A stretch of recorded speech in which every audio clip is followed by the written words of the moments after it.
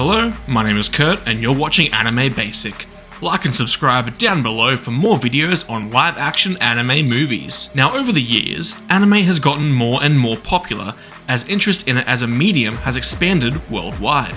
But like anything successful, companies are always going to try and expand to other kinds of markets. What if some people don't like animated movies or TV shows? How are you going to try and get them to watch anime? Well, one way is to make it live action. As anime has gotten more and more popular and certain series have found their way into the public eye, we have seen an influx of live action anime movies and TV shows. Anime like Full Metal Alchemist, Ghost in the Shell, Tokyo Ghoul, and even Mob Psycho 100 have gotten live action adaptations.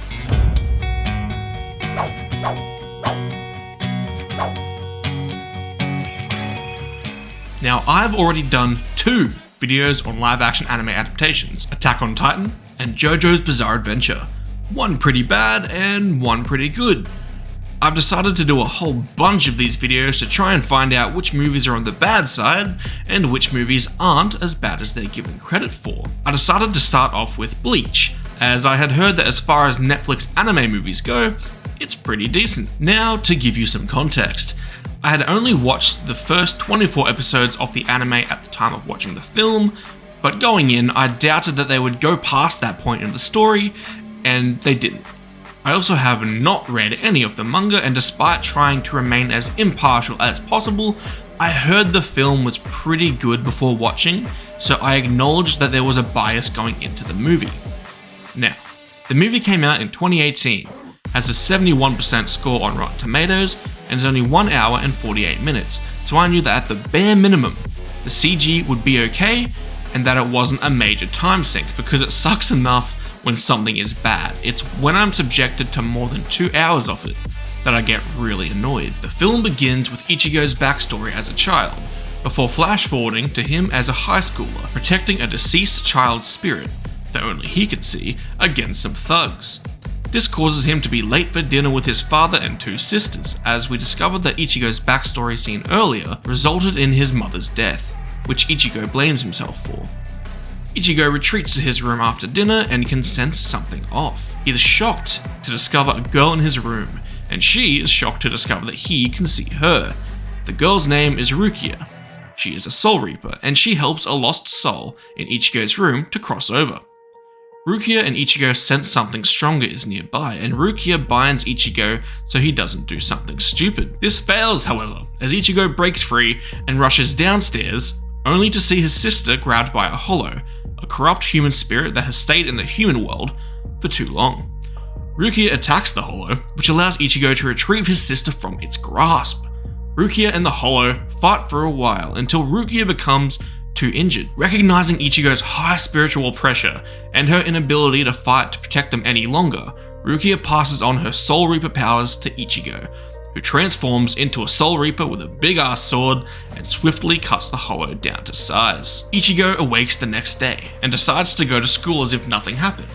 While chatting to his friends, Rukia arrives to Ichigo's class, somehow having enrolled and done all of the paperwork necessary in the span of 12 hours in order to start school as a human. When she gave her powers to Ichigo, she had only intended to give him enough to defeat the hollow, but she accidentally gave him too much, and now she is stuck as a human until he gives them back. Rukia tries to force Ichigo to give her back her Soul Reaper powers, but unfortunately, he doesn't have enough left to give her, so she is still left powerless. After school, Ichigo arrives home only to find Rukia has made herself right at home in his closet. After some back and forth, Rukia spends each day trying to train Ichigo to become a better Soul Reaper so that his power will increase and he can finally give the powers back to her. One night, Ichigo is walking home from school and is met in a dark alley by a red-haired man in a Soul Reaper's cloak. This gentleman is Renji Abarai, a Soul Reaper who has been sent by Rukia's brother Byakuya to kill the human that Rukia gave her powers to and to retrieve Rukia herself. But before Renji can do anything, he is attacked off-screen by small but powerful bolts of energy. This forces Renji to retreat. Ichigo looks for his savior, but he has since vanished. The next day at school, Ichigo finally meets his savior, a classmate of his named Uryu, who is a Quincy, a being similar to a Soul Reaper, but who is also an enemy of Soul Reapers. Uryu summons some hollows in order to have a hunting competition with Ichigo, but while Ichigo is fighting a hollow, Renji appears again, this time with Byakuya. Ichigo is defeated and Rukia is given an ultimatum: retrieve her powers from Ichigo now, which would result in Ichigo's death, or return to the Soul Society and face trial for her crime of giving away her power. She has until the full moon to make a choice. The next day, Ichigo looks for Rukia and realizes that she has gone to her brother in order to face trial.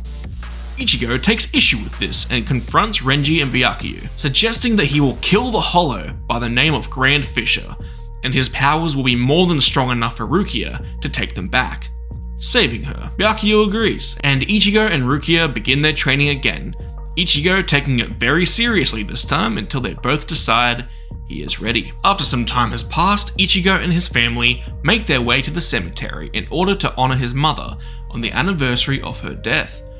Ichigo realizes that his mother's death all those years ago was caused by the Grand Fisher, and it makes its appearance once more at the cemetery, this time taking both of his sisters captive. Ichigo fights the Grand Fisher, releasing his sisters. The fight spills from the cemetery into the town center.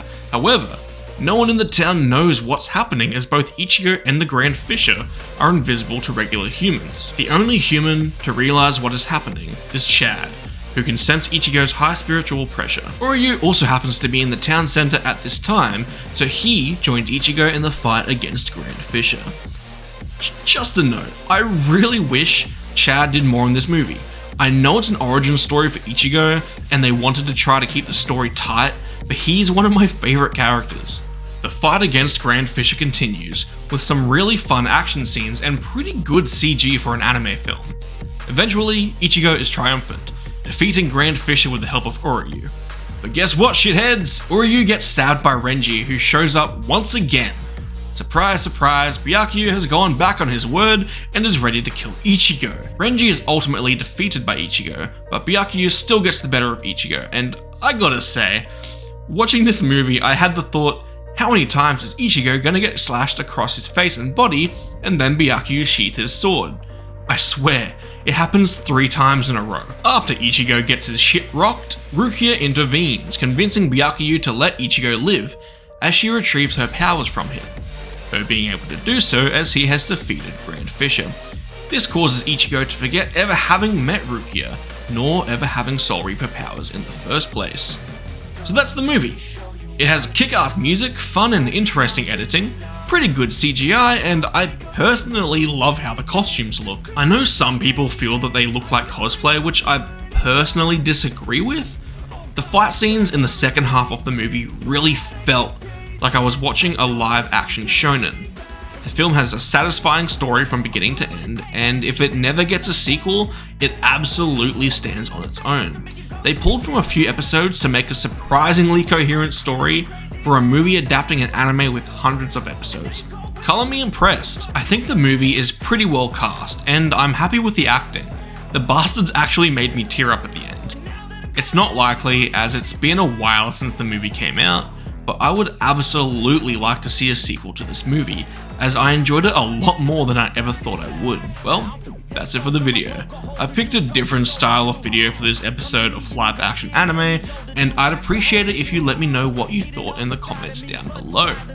My name is Kurt, you've been watching Anime Basic, and if you liked and subscribed, I'd be super thankful. Have a good one.